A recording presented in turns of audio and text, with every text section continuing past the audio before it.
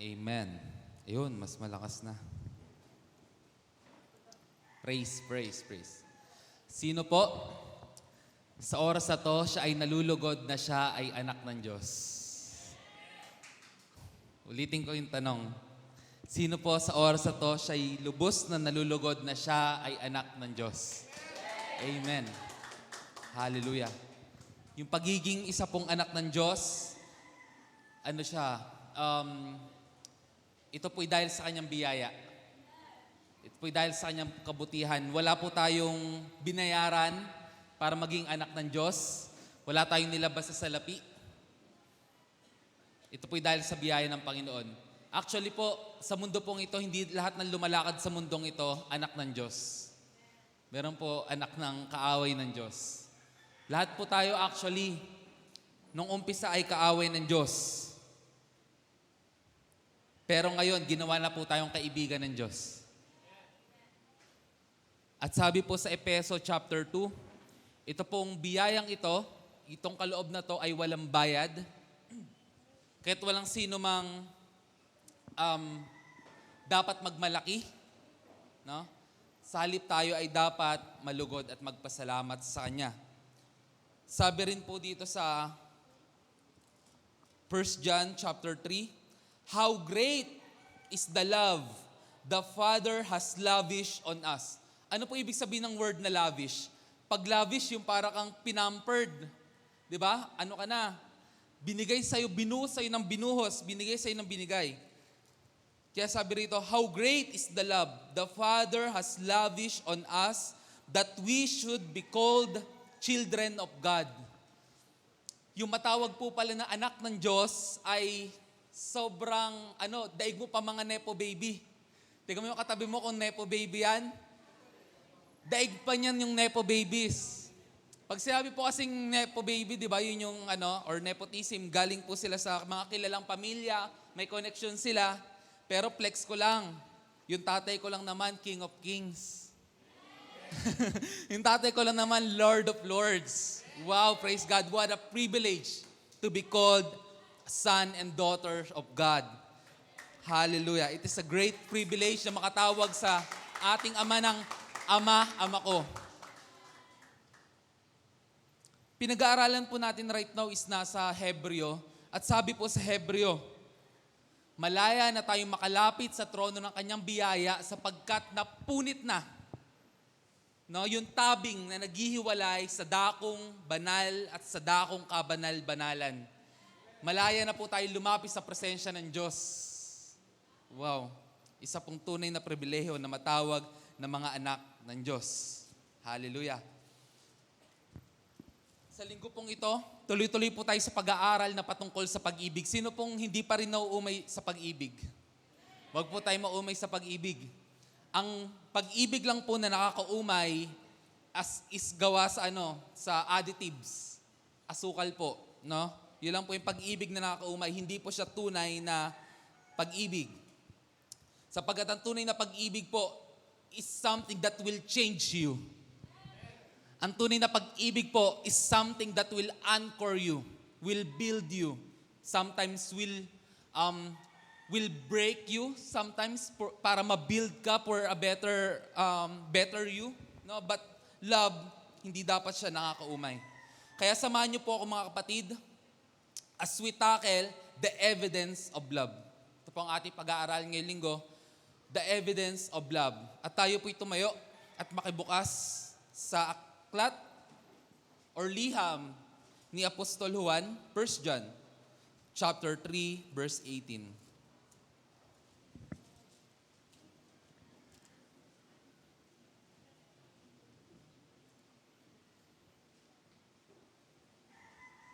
Amen.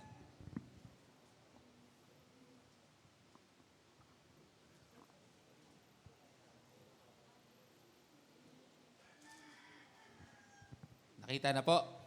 Praise God. Sabi po rito, mga anak, huwag tayong magmahal sa pamagitan ng salita lamang, kundi patunayan natin ito sa pamamagitan ng gawa.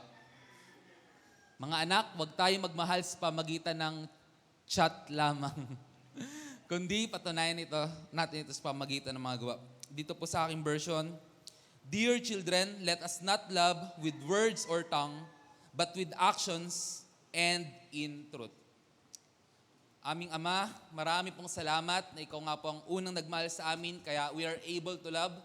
Ikaw po ang nagturo sa amin kung paano magmahal. Ikaw po ang nagturo sa amin kung paano dapat makaranas ng pagmamahal, Panginoon.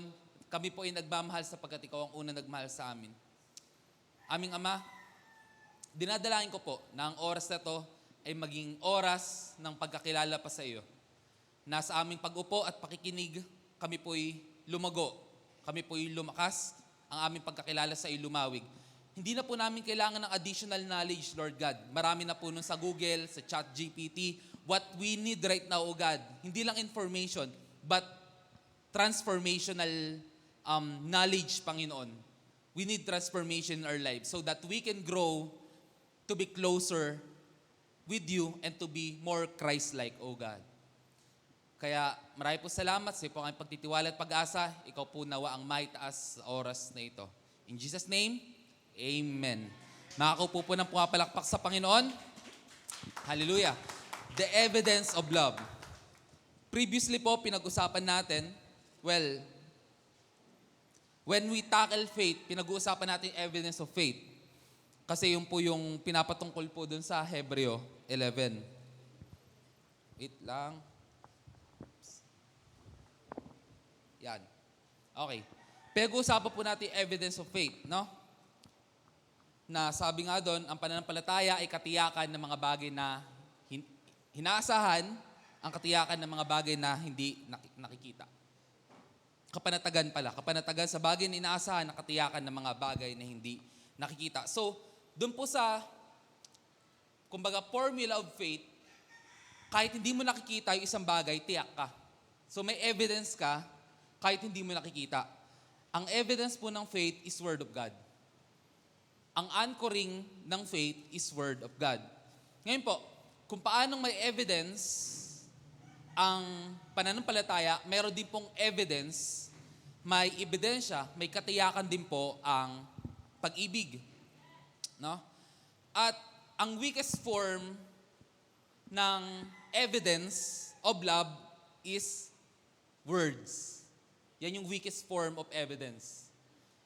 Pero karamihan po sa atin, especially mga kababaihan, madaling mahulog sa mga salita.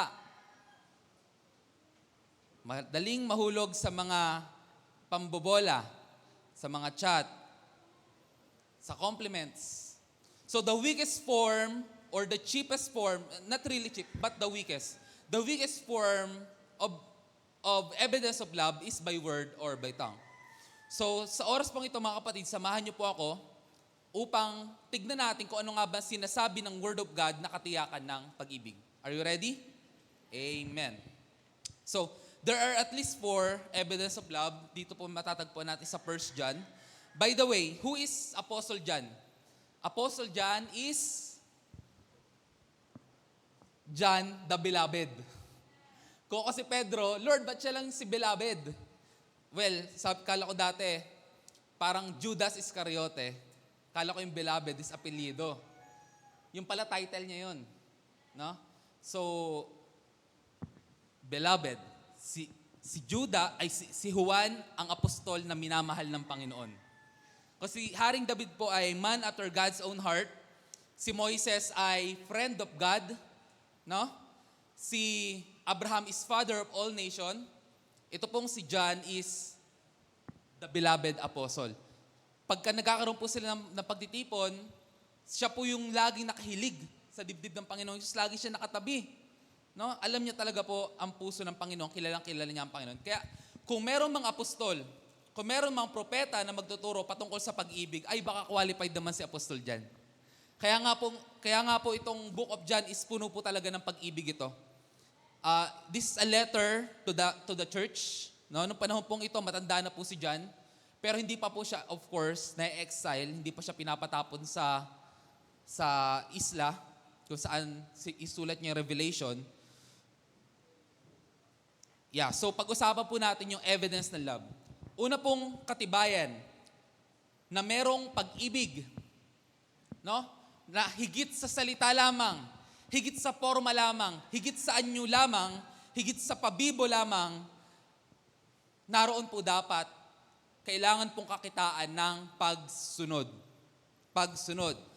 Sa 1 John chapter 2, I suggest mga kapatid na buksan nyo rin po yung mga Bible nyo kasi sa 1 John lang naman po tayo iikot.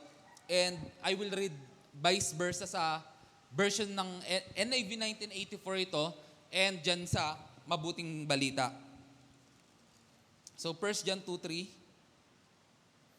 sabi po rito, we know that we come to know Him if we obey His commands. Nakatitiyak nga tayong kilala natin ang Diyos kung sinusunod natin ang Kanyang mga utos. The man who says, I know Him but does not do what He commands is a liar, and the truth is not in him. Ang katibayan po na tunay ang pagkakilala natin sa Panginoon, yun ang una, at ang katibayan po na mahal natin ang Panginoon ay kaya nating sundin ang Kanyang mga utos. Dalawa po yun. Katibayan na kilala natin siya, katibayan na mahal natin siya, dapat willing tayong sumunod. At sabi po ng Panginoong Hesus, hindi lahat ng tao makakasunod sa akin. Ang kailangan niyang gawin para makasunod, pick up his cross, deny himself, and follow me. Bakit po mahirap ang obedience? Because it requires denying yourself. It may mean hindi ka matutulog ng mahaba para makapanalangin. Hindi ka kakain ng almusal. It may mean kakausapin mo yung tao na nahiya kang kausapin. Magiging feeling close ka sa kanila dahil sinasabi ng Lord, kausapin mo yan, i-follow up mo yan. It may mean tatalikuran mo, even yung sarili mong pamilya, in a sense, dahil sila nagsusubscribe sa mga traditions, nagsusubscribe sa mga kinaugalian, no? Or maybe may sin sa family na hindi mo na kailangan pang ituloy. So, it means denying yourself, forgetting your old identity. Kakalimutan mo na yung dating ikaw. Patay na yung dating Ferdinand. Sabi nga ni Pastor Jun, ako si Jun, pero hindi ako si Jun. Diba? Ako si Jun, pero hindi na ako yung dating si Jun, dahil patay na yung dating si Jun. Ibig sabihin po pala, yung sumunod sa Panginoon means magkaroon ka ng bagong pagkakakilanlan. You will deny your old person.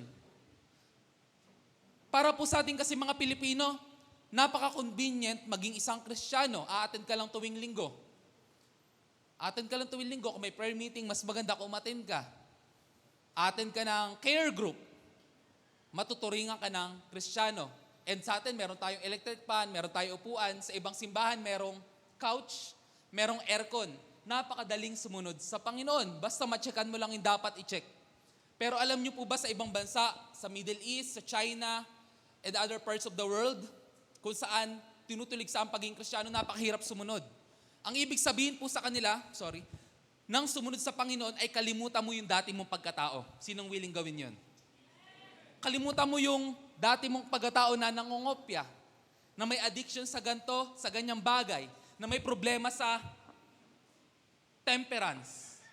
Maikli ang pasensya, mabilis magalit, palamura, nakakita lang ng ipis na pamura na. Diba? Napaano ka lang sa yun na yung salita mo. Ibig sabihin po palang sumunod sa Panginoon, kakalimutan mo yung dating ikaw. At ang ipipick up mo is yung pagkatao na nilikha sa'yo ng Panginoon. Actually, mga mahal ko kapatid, yun po yung person na created in the image of God. Yung newborn, yung born again. Yung na born again na ikaw, yun po ang created in the image of God. Because the old person is created after the image of Adam, the fallen Adam. Pag-aral natin yun sa anthropology. No? So, for us to be really created, para ma-mirror natin yung image of Christ, or image of God, or yung Imago Dei, we need to be born again. John chapter 3 verse 3, unless a man be born again, he cannot see the kingdom of God. cannot see the kingdom of God. So that's first po, no? Obedience to God. At sabi po sa 1 John chapter 5 verse 3, ang tunay na umiibig sa Diyos ay sumusunod sa kanyang mga utos at hindi naman mahirap sundin ang kanyang mga utos. Nabanggit to ni Pastor Angelo last time, na kaya siguro nagiging mahirap sundin ang utos ng Panginoon dahil kulang ang ating pagmamahal sa Kanya. Pero kung sagad ang pagmamahal natin sa Kanya, napakadaling sundin ang Kanyang mga utos. Sabi pa nga po sa Deuteronomy, ang Kanyang utos ay hindi malayo sa iyo. Ito'y nasa iyong bibig. Ito'y nasa iyong puso. Hindi mo kailangang magmanik panaog sa Manila East bago makuha ang utos ng Diyos. Hindi mo kailangang tumakbo ng 5 kilometers, papunta at pabalik. Ang kailangan mong gawin, lumuhod. Kailangan mong gawin, magbasa, magbuklat. Kailangan mong gawin, makinig. Pero hindi lahat ng may pandinig nakikinig. So, listening is a skill. Listening is a skill.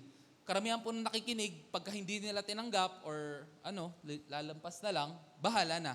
So, isa po sa suggestion ko po, para po sa lahat, is build your second brain. Ano po ibig sabihin nun? Yung brain po natin, itong brain natin na to, is good to for analyzation, for deep thinking. Pero yung second brain mo, is yun yung notes mo. Tama? Yung notes mo. Whereas, dun po natin ini-store or tinatago yung lahat ng information na sa tingin natin makakatulong sa atin. So, yun yung second brain mo. Maglalagay ka ng notes ng lahat ng natutunan mo. Amen po ba?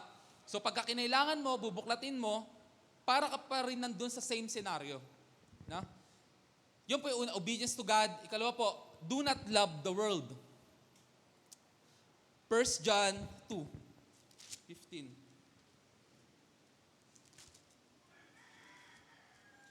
15 to 17. Do not love the world or anything in the world. Huwag ninyong ibigin ang salibutan o ang mga bagay na nasa salibutan. Ang umiibig sa libutan ay hindi umiibig sa Ama. Wow, Lord. Napakabigat po pala na ito, Lord. No? Ano daw kaya yung nasa loob ng sanlibutan, kaya wag daw ibigin? Ang lahat ng nasa libutan, ang pagnanasa ng laman, ang pagnanasa ng mga mata, ang pagmamalaki sa buhay na ito ay hindi nagmumula sa Ama, kundi sa sanlibutan. Sabi din, mawala ang sanlibutan at ang lahat ng mga bagay na pinagnanasaan ng mga tao, ngunit ang mga sumusunod sa kalooban ng Diyos ay mabubuhay magpakailanman. Do not love the world or anything in the world. There should be a separation between us and the world. Nung tayo po ay na-engage sa Lord Jesus Christ, kailangan po nakipag-break na tayo sa mundo. Nung tayo po ay na-engage kay Jesus Christ, tayo po dapat ay nakipag-break na sa kasalanan. Hindi po yung may relationship ka na sa Panginoong Yesus, may relationship pa rin ako sa kasalanan. Titikman mo parehas. Dadanasin mo parehas. There should be a separation between world and us. Because sabi po rito sa 1 John, napaka-diretsa pong sinabi, ang nagmamahal sa sanlibutan, namumuhi sa Ama. Ang nagmamahal sa libutan, hindi umiibig sa Ama. Pero baka may question po, especially mga kabataan. Bakit sabi pastor, gayon na labang ang pag-ibig ng Diyos sa sanlibutan?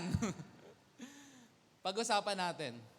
So yung sinabi po rito na sanlibutan, is yung po yung mga bagay na nasa sanlibutan, lahat ng klase ng kasalanan. Pero yung sinabi pong sanlibutan sa John chapter 3 verse 16 is yung mga tao na nasa sanlibutan. Mahal ng Diyos ang tao, pero galit ang Diyos sa kasalanan. Ako, sasabihin ko, bilang isa ng tatay, mahal ko ang anak ko, kaya ayaw ko na mapaibig siya sa mga bisyo. Mapaibig siya sa gawain ng mundo. Ayaw ko. Hindi yun dahil sobrang selfish ng pag-ibig ng Lord. Yes, He is a jealous God. Pero sinasabi ng Panginoon na huwag mong mahalin ang mundo dahil yon sa ikabubuti natin. Dahil yun sa ikabubuti natin. Dahil anak na tayo ng Diyos, ayaw na niya na gagawin pa tayong alipin ng kasalanan. Gagawin pa tayong bihag ni Satanas. Ayaw ng ating Diyos Ama na nagmamahal sa atin na paalipin pa tayo sa mundo. Kaya mga mahal ko kapatid, do not love the world. Maging matalino po tayo sa ating nakikita, sa ating napapanood, hindi po yan yung always na katotohanan. Especially po ngayon, panahon pa ng AI, di ba? Kaya mga mahal ko kapatid talaga, higit kesa dati, kailangan po natin talagang matuto mag-aral ng salita ng Diyos. Kasi po, ang gagawin po ng mundo, lilinlangin po tayo base sa ating nakikita, naririnig. Diyan po nila tayo lilinlangin. Pag hindi po tayo firm dito, kaya po tayo agawin ng mundo. Yan po ang ikalawang palatandaan ng nagmamahal. Una, sumusunod. Ikalawa, kinakamuhian ng sanlibutan. Amen? Amen. Praise God. Praise God. Sabi nga po ng isang sikat na quote, God loves the sinner, God hates the sin. Namatay ang Diyos para sa mga makasalanan. Praise God. So, before I go sa verse 17, maganda rin yun I think na may emphasize natin. Tingnan natin verse 17 ate, kung di mo pa naiwanan. Tignan po natin to. Mawawala ang sanlibutan. Ibig sabihin po rito ni Apostol Juan, kung tayo po, yung buhay natin, lahat ng buhay natin, yung identity natin ay nakasalig sa sanlibutan. Ano bang nasa sanlibutan? Pera, career, love life, tropa, travels, material things. Kung yun po yung identity natin, ano pong sabi ni Apostol Juan? Mawawala ang sanlibutan at ang lahat ng bagay na pinagnanasaan ng tao. Mawawala po pala yung lahat ng bagay na iyon. No? Ngunit ang mga sumusunod sa kalooban ng Diyos ay mabubuhay magpakailanman. Wow, hallelujah. Saan mo ididikit ang iyong identity? Sa sanlibutan, sa pagnanasa ng mundo, o sa Diyos? Sapagkat mawawala itong lahat ng bagay na ito, ngunit ang ating Diyos ay mananatili. Hallelujah. And connected po rin itong susunod na evidence of love. Do not continue on sinning. 1 John 2, 28, 29, and 3, 6 to 10. 28, tingnan natin. Sabi rito, and now, dear children, continue in Him. Ay, ibang verse to. Doon tayo sa 3, 6 to 10.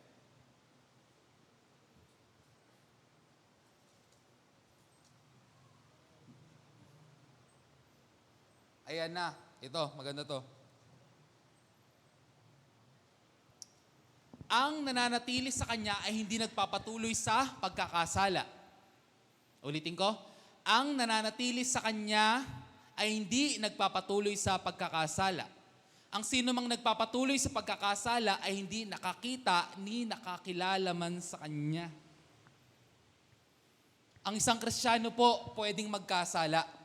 Pero ang isang Kristiyano hindi pwedeng magpatuloy sa pagkakasala.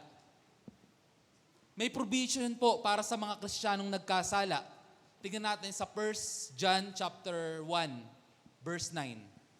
Kung ano nga ba ang provision ng Diyos para sa mga nagkasala, mga Kristiyanong nagkakasala. Yan. Verse 9. Sabi rito, subalit kung pinapahayag natin ang ating mga kasalanan, patatawarin tayo ng Diyos sa mga ito, lilinisin niya tayo sa lahat ng ating mga kasalanan sapagkat siya'y tapat at matuwid. Ibig sabihin po, kinikilala po ng Diyos na kahit Kristiyano ka na, pwede ka pa rin mahulog sa kasalanan, pwede ka pa rin mabigo, pwede ka pa rin matalisod. Hingi ka lang ng tawad. At papatawarin ka ng Diyos dahil siya po ay tapat at matuwid. Pero malinaw po rin po sinasabi sa 1 John chapter 3, verse 6 to 10, yung verse po natin kanina na, ang isang tunay na Kristiyano hindi nanatili sa pagkakasala. Ibig sabihin po pala, kalimutan mo ulit yung dati mong identity. Hindi na po tayo maaaring magpatuloy sa dati nating buhay ng pagkakasala. Hindi po tayo pwedeng mag-enjoy sa pagkakasala. Hindi po tayo pwedeng maging native sa pagkakasala. Kung tayo po dati ay isang dalag at hito na pwede sa putikan, nag-e-enjoy sa putikan, onting tubig lang, mas maraming putik, mas maganda, mabubuhay ako na matagal. Tayo ngayon ay isa ng isda na nasa karagatan. Babalik ka pa ba sa putik? Try po natin yung bangus, alat, dalhin mo po sa putik. Sa tingin ko po hindi siya mabubuhay na matagal. Or yung goldfish, dalhin mo sa putik. May kukurot sa dibdib mo kasi hindi ka na para dyan sa kasalanan. Kagaya rin po sinasabi sa 2 Corinthians chapter 5 verse 17, if anyone be in Christ, he is a new creation. Binigyan ka na ng Panginoon ng bagong puso. Isang pusong tumitibok, hindi pusong bato. Binigyan ka ng Panginoon ng bagong spirito. Dating patay spirito mo, ngayon buhay na. Kaya ngayon sensitive ka na. Kaya mo nang kumonekta ulit sa Diyos. Amen. Kaya wag natin kini-quench yung spirito ng Diyos na nasa atin. Wag natin siyang, pag sinabing quench, wag natin siyang inuuhaw. Kung magsasalita lamang po ang ating spirito, ang gustong-gusto niya lagi nakakonekta siya sa Diyos. Pero ang gusto ng laman mo, matulog. Gawin yung mga dati niyang ginagawa. Kung magsasalita lamang po ang ating kaluluwa, ang gusto ng ating kaluluwa, purihin ng Diyos. Magpahinga sa piling ng ating Panginoon. Kung makapagsalita lamang ang ating kaluluwa at ang ating spirito. 2 verses 1, pinakinggan pa rin yung laman. No? Pero higit na dakila po ang ating spirito sapagkat ang ating spirito mula sa Diyos. Ang ating spirito magpakailanman. Ang ating laman pansamantala lamang. Kaya sabi po rito, wag na po tayo magpatuloy sa pagkakasala. Sapagkat ang sino mang nagpapatuloy sa pagkakasala ay hindi nakakita ni nakakilala man sa Kanya. Wow. Medyo mabigat po talaga to. Kaya po mga mahal ko kapatid, yung salvation po, hindi siya yung pagiging born again, hindi mo siya pwedeng pikein. Lalabas at lalabas yung tunay na nakakilala sa Panginoon. Kaya nga sabi sa huling araw, di ba, Matthew chapter 7, no? Sa huling panahon, or sa huling araw, maraming tatawag sa akin ng Panginoon, Panginoon. Hindi po ba sa pangalan mo nagpagaling kami? Hindi po ba sa pangalan mo nakapagpalayas kami ng mga demonyo? Pero sabi ng Panginoon, lumayo kayo sa akin, mga gumagawa ng katalampasanan, hindi ko kayo kilala. Ang sakit nun. Aray ko. Nakagawa sila ng himala. Ibig sabihin yung basis ng kanilang salvation ay nakasandig sa kanilang ginawang kabutihan. Yung ginawa nilang himala. Pinagbasa ng Panginoon, ginawa ko to para sa'yo, ginawa ko yung para sa'yo. Pero nakalimutan po nila na ang pinakamahalaga, kilala ka ba ng Panginoon? Hindi yung kilala mo ang Panginoon, pinakamahalaga, kilala ka ba ng Panginoon? Yun ang pinakamahalaga. Yun ang pinakamahalaga. Kaya ito po, katibayan or evidence na mahal natin ang Panginoon at kilala natin siya kung tayo po hindi nagpapatuloy sa pagkakasala. Tignan po natin ang ating buhay for 5 seconds. Ano yung mga bagay na ginagawa natin na hirap pa rin tayong iwasan? Na pinipili pa rin natin siya pagka dumadaan tayo sa mga sangang daan. Minsan pinipili ko pa rin tong daan ng kasalanan sa halip sa matuwid na daan ng Panginoon. Tignan natin, i-audit natin sarili natin. Kapatid, kung naisip mo na kung ano yan, hindi ka nilikha ng Panginoon para dyan. Tinubos niya ang ating bahagi ng ating katawan upang gamitin sa paglilingkod sa Kanya. Yung kamay mo hindi na gagamitin sa anumang kasamaan. Tinubos na yan ng Panginoon. Yung mata mo hindi na ginagamit yan para sa pagtingin sa mga pita ng laman. Tinubos rin yan ng Panginoon. Maliban na lang kung gusto mong pumunta sa langit ng walang mata, iwan natin sa impyerno yung ating mata. Lord, yung tinubos mo lang yung paa ko. Yung ating bibig, ang ating dila, tinubos rin po yan ng Panginoon. Kaya hindi na po dapat yan pinagbubukalan ng masasamang salita. Hindi na po dapat dyan namumunga ang masasamang gawa. Tinubos rin po yan ng Panginoon. Kaya po dapat na dumadaloy dyan, papuri, pasasalamat sa Panginoon. Ang pinantubos sa atin ng Panginoon, hindi basta-basta. Ang pinantubos sa atin ng Panginoon, yung pinakamahalaga, walang iba kundi ang kanyang dugo na walang katulad. Tinubos tayo ng Panginoon. Salamat, Lord. Tinubos mo ang buong katawan. Kaya ako'y maglilingkod sa iyo, Lord. Lord, hindi lang puso ko yung tinubos mo. Hindi lang puso ko yung binago mo. Hindi lang spirito ko yung binuhay mo. Yung buo kong katawan, Lord, binuhay mo. Yung buo kong katawan, Lord, tinubos mo. Yun po ang ginawa sa atin ng Panginoong Hesus. Kaya wala na tayong utang sa kasalanan upang sundin ang kalayawan neto, upang magpatuloy sa kasalanan. Wala tayong utang kay Satanas. Siya na yung old landlord. Pasensyahan na. Ikaw yung old landlord ko, pero wala na akong utang sa'yo. Dati may utang ako sa'yo, kaya hinahabol-habol mo ko, pero yung utang ko sa'yo, binayaran na ng bago kong Panginoon. Binayaran ng aking Panginoong Hesus. Ngayon, siya na yung nagmamay-ari sa akin. Ibig sabihin, wala na akong utang sa'yo para gawin ko pa yung gusto mong gawin ko, pero may utang ko sa Panginoon ko sapagkat siya yung tumubos sa akin. Siya na yung aking bagong Panginoon, ako ang kanyang alipin. Lumipat ka na ng house for rent. Dito ka na ngayon sa Kingdom of God. Hallelujah. Pumalakpak sa Panginoon mga nasa Kingdom of God. Hallelujah. Hallelujah. Praise God. Mga mahal ko kapatid, let us put up a battle. Let us not continue on sinning. Wag natin agad isuko ang bataan. Resist the devil and it will flee on you. Submit to God, resist the devil, and it will flee on you. Minsan kasi walang resistance na nangyayari. Sa halip na submit to God, submit to sin ang nangyayari. Sa halip na submit to God, submit sa kasalanan, submit sa kaaway ang nangyayari. Inichapwera natin si Lord. Let us not continue on sinning because yun po ang evidence na mahal natin ang Panginoon. We love you, Lord. We thank you, Lord. We love you, Lord. We thank you, Lord. Ikaapat po na katibayan ng pag-ibig ay ang pagmamahal po natin sa isa't isa. Loving one another. Loving one another. 1 John 4:11-12.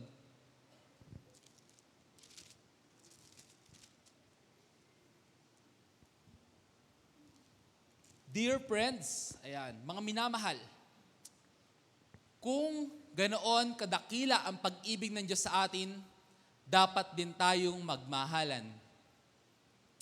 Kailan may wala pang taong nakakita sa Diyos, ngunit kung tayo nagmamahalan, nasa atin ang Diyos at nagiging ganap sa atin ang kanyang pag-ibig. Ang standard na hinahanap ng Panginoon sa pagmamahalan na gusto niya makita sa kanyang mga anak is yung pagmamahal na pinaranas niya sa kanila. Ibig sabihin, kung ano po yung naranasan mo pag-ibig ng Panginoon, yun din po dapat yung quality or yung level ng pag-ibig na ipaparanas po natin sa ating mga kapatid. Pag sinabi pong loving one another, iba po ito sa loving your neighbor. Love your neighbor, di ba? Yun yung ikalawang mahalagang utos. Love your neighbor. Pag ginagamit po yung loving one another, ito po always patungkol sa body of Christ. Sa Romans 16 verse 16, magbatian kayo, binabati kayo ng Iglesia ni Cristo, yun yung verse nila Churches of Christ sa English. Hindi, mga Iglesia ni Cristo dapat. Magbatian kayo ng banal na halik. So, pagsasabi po yung loving one another, ito po ay almost always patungkol po talaga sa mga magkakapatid. At uulitin ko po, yung level ng pagmamahal na hinahanap sa atin ng Panginoon, yung level na pinaranas niya sa atin. Tingnan natin sa John chapter 13, 34.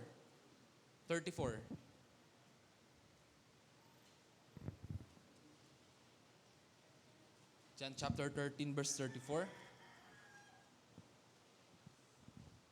34 to 35. 34 to 35. Yan. Ayan. Isang bagong utos ang binibigay ko sa inyo ngayon. Magmahalan kayo kung paano ko kayo minahal. Sino po nagsasalita rito? Si Pedro ba? Si Jesus. Ang sabi po sa atin ng Panginoon, magmahalan kayo kung paano ko kayo minahal. Hindi ko alam kung gaano katindi yun. Pero ang alam ko, si Jesus namatay para sa akin. Ang alam ko, si Jesus pinakain ako ng isda at ng tinapay. Si Jesus, binigyan ako ng tubig na nagbibigay buhay. Si Jesus, binigyan ako ng bagong buhay. Si Jesus, gumawa ng bagong alak, pero para sa kana. Ibig ko po sabihin, mga mahal ko kapatid, magmahalan tayo kung paano tayong minahal ng Panginoong Jesus. Lord, hanggang ngayon, hindi ko pa rin mawari kung gaano kalalim po ang ibig mo sabihin. Pero naniniwala po ako para sa JCOD, ipapakita ng Panginoon kung ano ibig sabihin na mahalin niya, kung ano ibig sabihin na magmahalan tayo. I-meditate nga natin yun, mga mahal ko kapatid, kung ano ibig sabihin na magmahalan tayo, kung paano tayo minahal ng Panginoon. Kaya sa susunod na kamayan mo yung kapatid mo, isipin mo, ganito kaya kumamay ang Panginoon? Naalala ko sa isang nawawalang tupa, ang ginawa ng Panginoon, iniwan niya yung 99. Mahanap lang yung tupang nawawala. At nung nahanap niya yung nawawalang tupa, sobra niyang saya. No? At meron siyang barya. Nawala yung isang barya, nung nahanap niya isang barya, siya ay lubos na natuwa.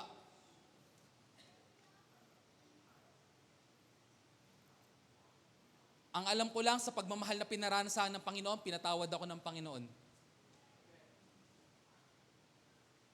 Binless ako ng Panginoon beyond measure. Tingnan natin yung verse 35, kung ano yung bunga ng loving one another.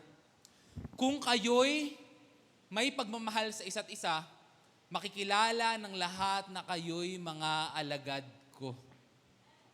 Ganun po pala. Kaya po pala hinanap ng Panginoon sa atin na magmahalan tayo para makilala ng lahat na tayo'y mga alagad ng Panginoon. Sino po gusto rito na makilala siya bilang alagad ng Panginoon? Hindi na niya kailangan magsalita. Alam niya, pag JC Audience, mga alagad yan ng Panginoon. Diyan sa Block 41, may mga alagad dyan ng Panginoon.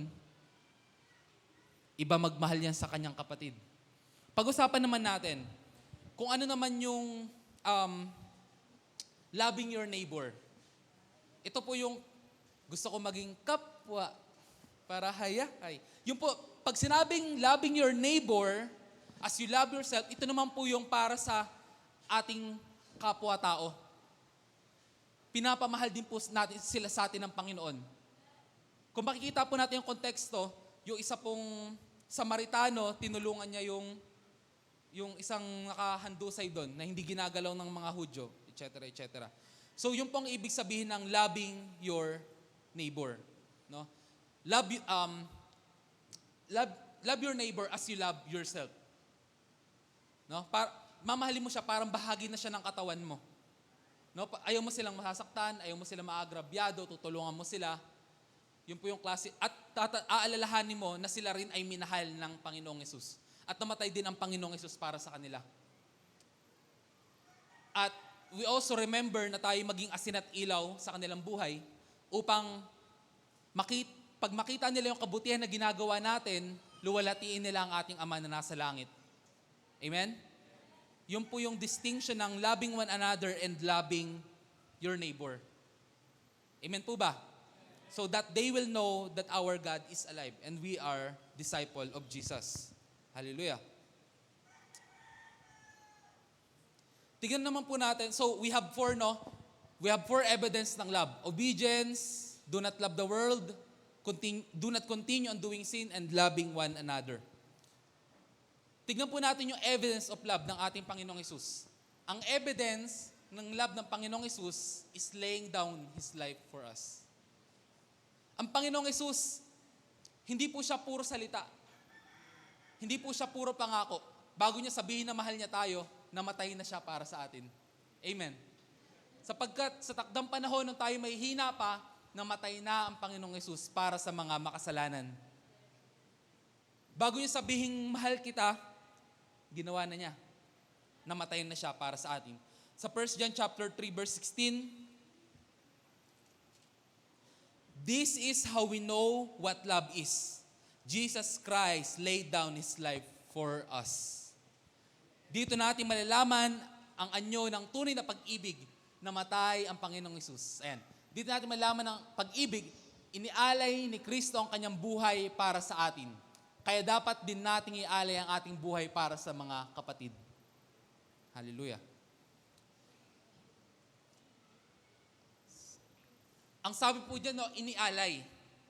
Dito po sa aking version, lay down his life. Pag sinabing lay down his life, it is as if ito yung buhay niya, in-offer niya. Yun po ibig sabihin ng laying down his life. Jesus is not killed. No one can kill the Son of God. Ulitin ko. Jesus was not killed by the Roman soldier. Hindi siya pinatay ni, sino nga yun? Yung governor? Pilato? Hindi siya pinatay ni Pilato. Hindi siya namatay dahil kay Barabas. Hindi pinatay si Jesus. Jesus laid down his life. Inalay niya yung buhay niya. Totoo po ba yung pastor? Tingnan sa John chapter 10, verse 17 hanggang 18.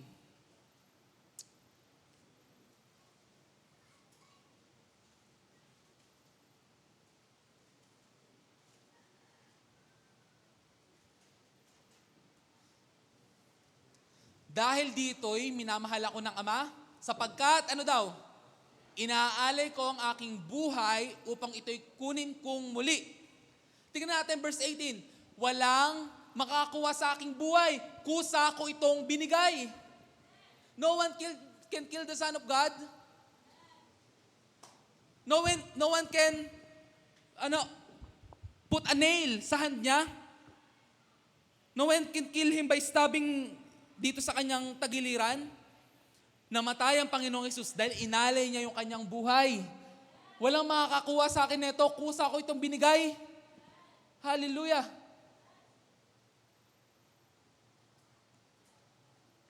Meron akong kapangyarihang ibigay ito at meron akong kapangyarihang kunin kong itong muli. Ang utos na ito'y tinanggap ko mula sa Ama. Inialay niya yung kanyang buhay. At sabi salita ng Diyos, ito ang palatandaan ng tunay na pag-ibig. Mga mahal ko kapatid, the evidence of love of Jesus is to freely, willfully laying down His life for us. Walang sino mang gumawa niyan. Jesus lang. Walang sino man. Tignan po natin naman yung evidence of love ng ating Diyos Ama. God the Father's evidence of love is sending His Son to die. To die for the repatriation of our sins. Isipin nyo, sending your son to die. Okay sana kung sending your son today to school. No, but to die. 1 John 4, 9 to 10.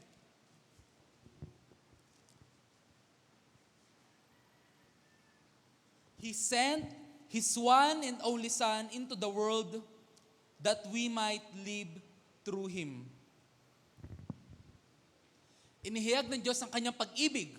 Sa ibang salin, ipinakita ng Diyos ang kanyang pag-ibig sa atin nang isugo niya sa mundo ang kanyang kaisa-isang anak upang magkaroon tayo ng buhay sa pamagitan niya.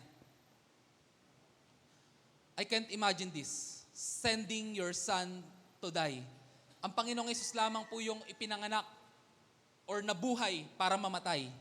Yun po yung pinaka-purpose niya. Panghandog, pantubos, kasalanan. At yung po ibig sabihin ng repatriation of sin, atonement. Yan, atonement of sin. Or removal of God's wrath. No? Tignan rin po natin sa sa 1 John chapter 2 verse 2. Sabi rito, He is the atonement sacrifice for our sins. And not only for ours, but also for the sins of the whole world. Si Kristo ang handog sa ikapapatawad ng mga kasalanan, hindi lamang sa ating mga kasalanan, kundi maging ang kasalanan ng lahat ng tao. So, it is a universal atonement. No? Namatay siya para sa lahat ng tao. Hindi totoo yung limited atonement. Kung alam niyo po yung sa mga Calvinistic and Reformed belief or sa Baptist na namatay lang si Jesus para sa iilan. Yung merong, ano ba to? yung predestination, no? Na kahit anong gawin mong pagpanampalataya sa Panginoon, kung hindi siya namatay para sa iyo, hindi ka maliligtas. So, dito po makikita natin that Jesus died, no? Not just for our sins, but for the sins of all people. Pinakita ng Diyos Ama ang kanyang pag-ibig nung sinugo niya ang kanyang anak para mamatay. Sakit nun.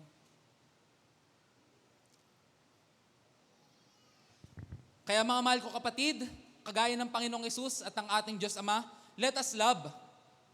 Tayo po'y magmahal. Tingnan natin. Let us love, not in vain words, hindi sa walang saysay na pananalita, na salita, o walang kabuluhan na speech, but of truth and action. No? Magmahal po tayo ng may katotohanan. Magmahal po tayo ng may evidence. Sige, tingnan nga po natin yan. Pero yan din po yung ating pinaka-verse kanina. Magmahal tayo ng may evidence, ng may katibayan. And yung actions na yun, paano ulit gagawin? Sa pamagitan ng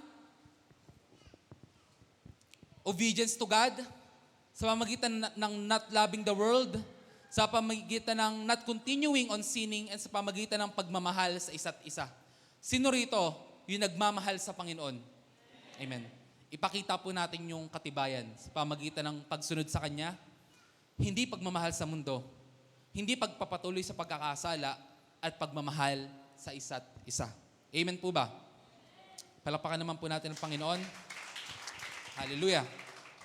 So ano po ba ang resulta ng evident love? Kung gagawin po natin ito, meron pong at least 4 na resulta. Ito po ang 4 na resulta. Una, evident love brings clean conscience before God.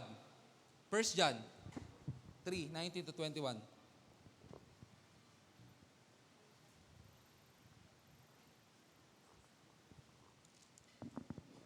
Dito nga natin matitiyak na tayo nasa panig ng katotohanan at matahimik ang ating budhi sa harapan ng Diyos. Sakali mang tayo usigin nito, sapagkat ang Diyos ay higit sa ating budhi at alam natin niya ang lahat ng bagay. Akit tayo sa verse 18 para matukoy natin kung ano yung sinasabi niya. Ayan, ito. So, ang ano natin, titignan natin is the result of evidence of love. Ano po ba yung resulta nito? So sa verse 18, mga anak, huwag kayong magmahal sa pamagitan ng salita lamang, kundi patunayan nito sa pamagitan ng gawa. Pag tayo po ay nagmamahal ng may kalakip na gawa, malinis po ang konsensya natin sa harapan ng Diyos. Hindi po tayo inuusig ng ating budhi. Kung usigin man tayo ng ating budhi, kilala tayo ng Diyos. Yun po ang ibig sabihin yan. So ano ka, masarap yung tulog mo tuwing gabi. Na alam mo na, wala kang tinapakang tao, na alam mo na tupad mo yung pangako mo, na alam mo na yung pagsunod, yung pag-praise and worship mo kay Lord, totoo. Ma-recall ko lang, isang evangelist, sabi niya, yung mga Kristiyano hindi sila nagsisinungaling. Christians do not lie. Gusto niyo malaman kung ano ginagawa ng Christian? Sabi, Christians do not lie, they sing a song. I hope na nag-gets po natin. Christians do not lie, they sing a song. Ibig sabihin pala, hindi tayo nagsisinungaling, pero yung mga kanta natin, hindi natin tinototoo. Di ba?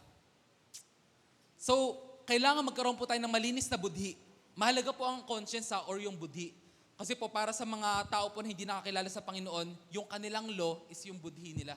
Kung malinis yung budhi nila. Anyway, that's topic for another day. Yun po yung una. Ano tayo? Makakaharap tayo sa Diyos nang hindi tayo nahihiya sa araw na iyon. Tignan pa rin natin yung verse hanggang 21. Basahin natin. Sakali man tayo usigin ng ating budhi, sapagkat ang Diyos ay higit sa ating budhi at alam niya ang lahat ng bagay. Mga minamahal, kung hindi tayo inuusig na ating budhi, makakalapit tayo sa Diyos na panatag ang ating kalooban. Verse 22. Ayan. Hanggang doon lang pala sa 21. So makakalapit tayo sa Diyos nang malinis ang ating kalooban. Na hindi mabigat sa ating kamay, alam natin, ginawa natin, best natin para sa Panginoon. Amen? Amen. Na makakaawit tayo kasi alam natin na hindi tayo nag-comment. Yung kamay pala yung nagko-comment, no? Makakaawit tayo sa Panginoon kasi alam natin na wala tayong minura, no? Wala tayong siniraan. Yan. Ikalawa, we will receive anything we ask. 1 John 3:22, kasunod na verse. Dahil malaya tayo makakalapit sa Diyos, sabi rito, tinatanggap din natin ang anumang ating hihilingin sa Kanya dahil sinusunod natin ang Kanyang mga utos at ginagawa natin na nakakalugod sa Kanya. Pag tayo po ay align sa Panginoon, pag tayo po ay kinakakitaan ng pag-ibig sa Diyos at hindi lang ito sa salita pero may kasamang gawa, ang dami rin po nating answered prayer. Sino gusto ng marami answered prayer? You will receive anything you ask. Sabi, dahil malaya ka nakakalapit sa Panginoon, dahil malinis ang iyong budhi, no? Tatanggapin mo yung iyong hinihingi sa Panginoon. Ikatlo po, we have fullness of joy. Tunay po yung kaligayahan sa ating mga puso. 1 John chapter 1, verse 4, sabi rito ni Juan, sinusulat namin ito sa inyo upang madlubos ang aming kagalakan. No? So, pag tayo po ay may evident love, buo po yung ating kalooban. Masaya po ang ating puso. Yan. Tignan din natin Psalm 16 verse 11.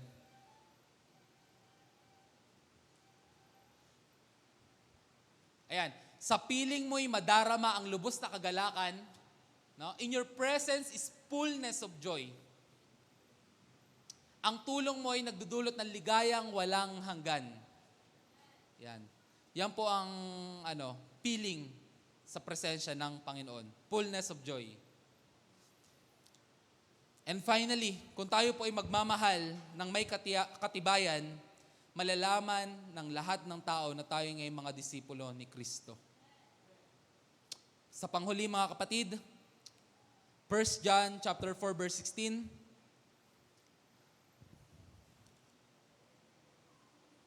let us rely on the love of God has for us. Umasa tayo, magtiwala tayo sa pag-ibig ng Diyos na pinaranas niya sa atin. Let us rely on the love of God. Sapagkat para po tayo makapagbigay ng pagmamahal, we need the love of God in our lives.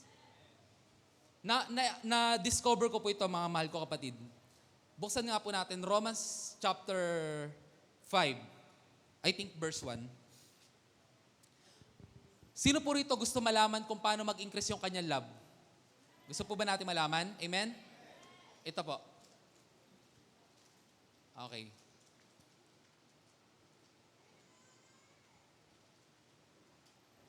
Buksan ko. Or baka chapter 8. Pero try ko muna. Ito po yung na-discover ko.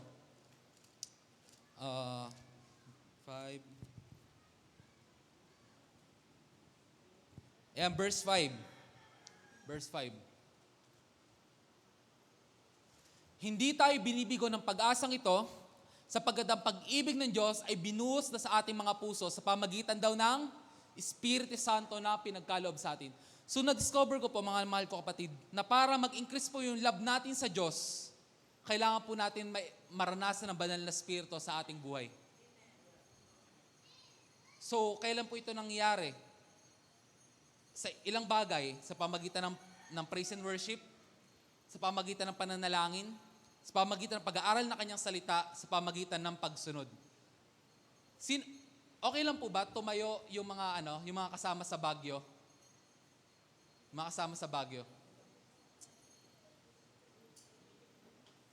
Yan, bali galing po kami sa conference sa Baguio at nais ko lang din pong parangalan ng Panginoon sapagkat nung nasa Baguio po kami, yung huling araw po namin ay, hapon kami natapos.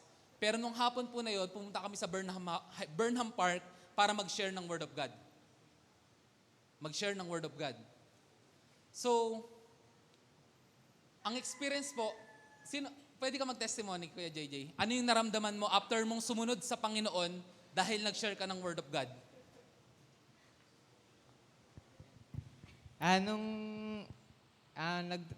Nag-share po kami sa Burnham Park. Kasama ko po si Kuya Sid. nung papunta pa lang kami, talagang nagpe-pray ako kung sino yung share namin. Kasi sobrang daming tao dun. May mga nagde-date, may mga estudyante na nag-aaral, nag-uusap-usap.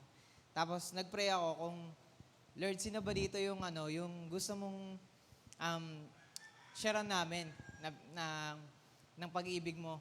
Tapos, ayun, abang naglalakad-lakad kami, parang audible ko na narinig yung boses ng Panginoon na, ayun, sharean mo yun, yung mga kabataan na yun. Kausapin mo sila. Kasapin niyo sila. Tapos, pero nilampasan namin sila. Nag-ikot pa kami. Tapos, doon, yung time na yun, tinanong ako ni Kuya Sid, sabi niya sa akin, kung meron daw akong nakita o meron daw akong na pwede naming sharean. Tapos ayun, sabi ko sa kanya, balikan namin yung mga yung tatlong kabataan doon na nalampasan namin kasi malakas yung nararamdaman ko sa kanila na Hindi, yung sinasabi sa akin ng Lord na sharean nga namin. Tapos ayun, nung bumalik kami, talagang ang gaan ng pakaramdam ko sa kanilang tatlo. Tapos ayun, nagpakilala kami. Tapos doon na nagsimula na sharean namin sila. Tapos yung naubos na yung tracks namin pamigay, parang nabitin pa ako. Tapos parang gusto ko pa, sabi ko kasi alas lahat parang di pa nakakabalik eh. Tapos kasi ang goal namin, isang ikot lang talaga. Tapos ayun, parang gusto ko pa mag-share. Tapos ayun, niyaya ko ulit si Kuya Sid, dumikot pa ulit kami ng isa. Tapos ayun, nakakita ulit kami ng dalawang kabataan ulit na na nag-uusap. And feeling ko kasi wala silang pinag-uusapan ng mga oras na yun. Kaya kami, lumapit kami sa kanila, tapos shinera namin sila. Ayun, salamat naman sa Diyos kasi ready sila nung time na yun at nakinig sila talaga. Kaya ayun, sa Diyos po lahat ng papuri. Pag tayo po ay nag-umpisang sumunod sa Diyos, hindi pwedeng hindi ka sasamahan ng Panginoon. Yun yung mga panahon na nagkakaroon ka ng dakilang testimony sa Panginoon, nararamdaman mo na kasama mo siya, mangyayari lang yung pag sumunod ka. At dahil naranasan nila yung Espiritu ng Panginoon, higit mo bang mas mahal si Lord ngayon? Ganun. Yung obedience, yung mahirap ibigay na pagsunod, pag naibigay mo sa Panginoon, mag-i-increase yung love mo. Amen po ba? Tumayo po tayo sa oras na to. We thank you, Lord. We love you, Panginoon. Handa na po kaming ipakita yung katibayan ng aming pag-ibig. Una sa iyo, O Diyos. Ikalawa sa mga anak mo, sa mga lingkod mo, sa iyong kingdom. Ganun po pa sa aming mga neighbor, Lord God. We just ask that you be with us, Lord God. We just ask that you continue to help us and you continue to speak with us. Ikaw lang po yung assurance ng aming buhay, Panginoon. Makakaya namin gawin lahat ng bagay dahil pinalakas mo po kami. Makakaya namin umibig sapagkat inibig mo kami, Panginoon. Makakaya namin ang pinapagawa mo sapagkat sasamahan mo kami. Makakaya namin lahat ng bagay, O Diyos, sapagkat ikaw po ang may-ari ng lahat ng bagay. Ikaw po ang may-ari sa aming buhay. Makakaya po namin lahat ng ito, O Diyos, sapagkat ang plano mo po sa amin ay dakilang plano. Ang nais mo po actually, O Diyos, makasama mo kami sa habang buhay, Lord God. Kaya itong gagawin namin sa oras na to, OJT lamang po ng aming buhay. Pagsunod lamang po para po sa dakilang araw na ikaw rin po ay aming makakasama na. Kaya Panginoon, nais ka po naming papurihan, pasalamatan, dakilain ang banal mong pangalan sapagkat hinayaan mo na makilala ka namin. Nais ka po namin pasalamatan, dakilain sapagkat sa bawat araw, pinaparanas mo po ang pag-ibig mo sa amin. Tunay nga, O Diyos, na kulang ang mga awitin upang magbalik loob sa iyo. Kulang mga awitin na ilikha, kulang mga librong na ilimbag, O Diyos, para sabihin ang mga dakilang gawa mo, Panginoon. Ito pong malinaw na nalalaman ng aking kaluluwa. Ito po ay hayag at lantad. Sa umaga pa lamang, Panginoon, ang hamog, ang tubig, Panginoon. Sa gabi, nariyang bituin, Panginoon, na walang sawa, walang tigil, sa pag-awit sa dakila mong pangalan. Kaya, O Diyos, yung katiyakan ng pag-ibig, yung evidence na pag-ibig na pinaranas mo sa amin, ay aming willing nang iparanas din, ipakita sa iba. Ito po'y gagawin namin ng may humility, gagawin namin, Panginoon, ng may faithfulness. Hindi sa pagpapasikat, O Diyos, wala kami papala sa pagpapasikat. Pero gagawin namin ito dahil ang standard namin ng pag-ibig is yung love lang din po na pinaranas mo sa amin. Kaya we are able to become a good father because you are a good father to us. We can become a good parent, O God. We can become a good brothers or sister, Panginoon. We can become a good husband or wife, Panginoon. We can become a good servant, Panginoon, sapagkat naglingkod ka rin lamang sa amin, Panginoon, nung ikaw ay mamatay. Kaya, Panginoon, tinataas po namin sa iyo ang oras na ito, ang aming sarili, ang aming aspirations, aming buhay, ito'y sa iyo na, Panginoon. Tinataas rin po namin sa iyo ang aming community, nawa kami maging asin at ilaw, Panginoon, saan mo man po kami dalhin. Patuloy kang mangusap, patuloy kang gumabay, patuloy kang madakila at mataas sa aming mga buhay. Pinupuri ka namin, pinasalamatan, sapagkat karapat dapat ka. Tanging sa iyo, lahat ng papuri, pagsamba at pagdakila sa pangalan ng Panginoong Jesus. Lahat magsabi, Amen. Thank you, Lord. I love you, Lord. Nakakaupo na po, bawat isa.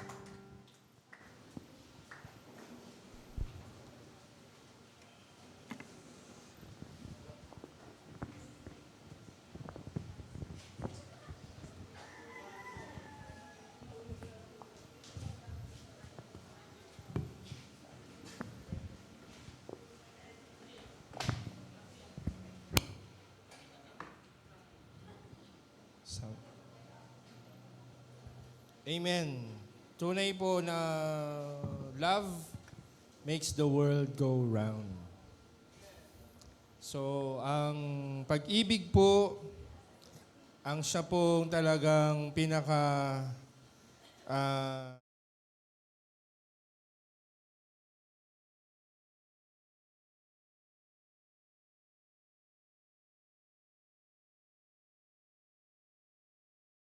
Narinig mo na ba? Narinig mo na ba? Narinig mo na ba? Narinig mo na ba na ang Diyos ay magbubuhos ng masaganang pagpapala? Tumanggap ng kaligtasan, kalayaan, kapahingahan at kapayapaan, kagalingan at katugunan sa lahat ng ating mga pangangailangan. Ang Jesus Christ, our Deliverer Christian Fellowship, ay nakahandang maging daluyan ng masaganang pagpapala para sa iyo. Samahan niyo po kami sa gawain ng Panginoon. Maaabot ka kahit sa loob ng iyong tahanan through our different online platform. You are invited. Come, join us! Halina, tara! At ihandog ang ating mga pasasalamat, pagpupuri at pagsamba sa ating Diyos na buhay. Be online and be blessed. Be online and be blessed. Be online and be blessed.